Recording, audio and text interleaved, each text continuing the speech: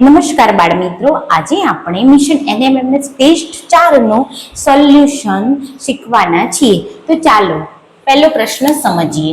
તો અહીંયા પહેલા આપણને સૂચના આપી છે, કયો શબ્દ મહાશબ્દ છે તે વિકલ્પ પસંદ કરો।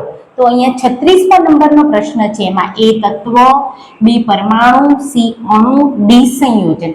તો આમાંથી મહાશબ્દ કયો? તો ડી સંયોજન જે છે એ આપણો મહાશબ્દ બને છે। ચાલો 37મો પ્રશ્ન સમજીએ। એ પ્રયોગ પોથી, બી નકશા પોથી, સી કંપાસ, ડી સ્ટેશનરી। તો આમાંથી મહાશબ્દ કયો બનશે?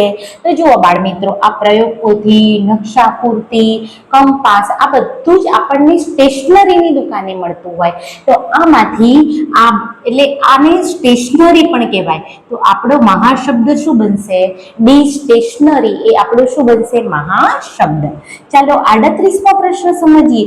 એ સોનું, બી ચાંદી, સી લોખંડ, ડી ધાતુ। તો આમાંથી મહાશબ્દ કયો? તો બાળ મિત્રો, આ સોનું, ચાંદી, લોખંડ આ બધાને શું કહેવાય? ધાતુ કહેવાય। માટે ડી ધાતુ એ આપણો શું બને છે? મહાશબ્દ બને છે। 39મો પ્રશ્ન જોઈએ। એ જઠર, બી નાનું આંતરડું, સી મોં, ડી પાચન તંત્ર। તો આમાંથી મહાશબ્દ કયો?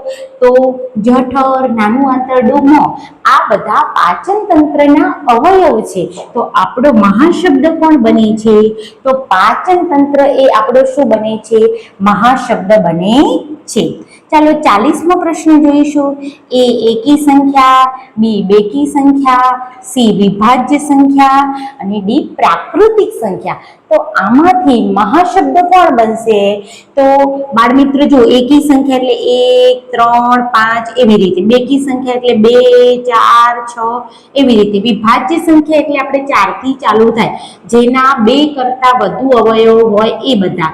તો 4, 6, 8, 9 એ બધા બરાબર। અને પ્રાકૃતિક સંખ્યા એટલે 1 થી ચાલુ કરી અનંત સુધીની સંખ્યાઓ। તો જુઓ, આ એકી સંખ્યા, બેકી સંખ્યા, વિભાજ્ય સંખ્યા આ બધું જ શેમાં સમાઈ જાય? પ્રાકૃતિક સંખ્યામાં સમાઈ જાય। માટે પ્રાકૃતિક સંખ્યા એ આપણો શું બને છે? મહાશબ્દ બને છે। ચાલો હવે આપણે પ્રશ્નાર્થ વાળા સ્થાન ઉપર બંધ બેસતો વિકલ્પ પસંદ કરો એવી સૂચના આપેલી છે। તો એવા પ્રશ્નો ઉકેલવાના છે। તો 41મો નંબરનો પ્રશ્ન આપણે જોઈએ તો શું છે? વૃત્તાંશ અને પરિઘ એ બંનેનો વચ્ચેનો સંબંધ છે। તો ક્ષેત્રફળની સાથે આમાંથી બંધ બેસતો વિકલ્પ કયો પસંદ થશે? તો એ ક્ષેત્રફળ, બી ખૂણો, સી વિકર્ણ, ડી પરિમિતિ। આમાંથી કયો વિકલ્પ પસંદ થશે? તો આમાંથી બી પરિમિતિ એ વિકલ્પ જે છે એ આની સાથે બંધ બેસતો થશે। ક્ષેત્રફળની સાથે ક્ષેત્રફળ તો થાય નહીં સરખો, ખૂણો થાય નહીં, વિકર્ણ થશે નહીં, તો એની સાથે ક્ષેત્રફળની સાથે બંધ બેસતો વિકલ્પ કયો થશે? તો ડી પરિમિતિ એ આપણો સાચો જવાબ આવે છે। 42મો પ્રશ્ન સમજીએ। સંયુક્ત સરહદ। તો અહીંયા પ્રયોગશાળા આપી છે। તો આપણો કયો વિકલ્પ આમાંથી આપણે પસંદ કરવાનો? એ ખેડૂત, બી વકીલ, સી વેઇટર કે ડી વૈજ્ઞાનિક। તો બધાને આવડી જાય એટલો સહેલો પ્રશ્ન છે। તો કોણ આવશે? વૈજ્ઞાનિક। જેમ સરહદ ઉપર સૈનિકો કામ કરતા હોય એમ પ્રયોગશાળામાં કોણ કામ કરતું હોય? વૈજ્ઞાનિકો કામ કરતા હોય, બરાબર। ઓકે, ચાલો 43મો પ્રશ્ન સમજીએ। સોડિયમ તો એની સંજ્ઞા આપી છે એને, તો કાર્બનની સંજ્ઞા શું થશે? તો એ Ca, બી Si, સી સી કે ડી એસ। તો કાર્બનની સંજ્ઞા થાય છે સી। તો આપણો જવાબ શું આવશે? સી નંબરનો જે વિકલ્પ છે એ સાચો પડે છે। ચાલો 9મો પ્રશ્ન સમજીએ। 44મો।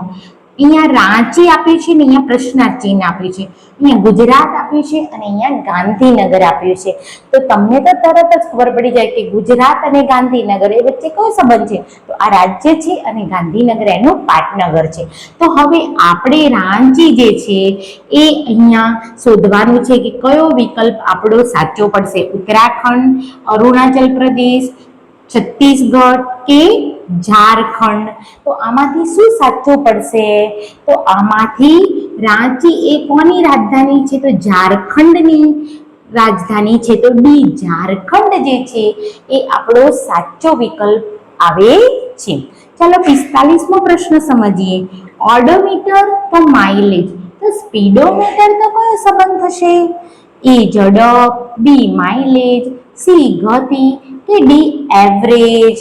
તો બાળમિત્રો, ઓડોમીટર જે વાહનોમાં ઓડોમીટર હોય છે એમાં આપણે અંતર માપતા હોય છે કે આટલા કિલોમીટર આપણું વાહન ચાલે. દરેક વાહનમાં ઓડોમીટર હોય છે આગળના ભાગમાં, તો આપણને ત્યાં ખબર હોય છે કે આટલા કિલોમીટર મારું સાધન ફર્યું છે. પણ સ્પીડોમીટર, આ બંને વચ્ચેનો સંબંધ ઓડોમીટર માઇલેજ, તો સ્પીડોમીટર સાથે કયો સંબંધ આવશે? તો ઝડપ. સ્પીડ એટલે ઝડપ. તો સ્પીડોમીટર શું માપે છે? ઝડપ. તો એ વિકલ્પ જે છે એ સાચો બને છે. તો બાળમિત્રો, આ હતું NMMS ટેસ્ટ નંબર 4 નું સોલ્યુશન. હવે તમે આ સોલ્યુશન ચેક કરી અને કહો કોને કેટલા માર્ક્સ આવ્યા છે, અને જેને જેટલા માર્ક્સ આવ્યા હોય એ મને વોટ્સઅપમાં મોકલી આપે. Thank you.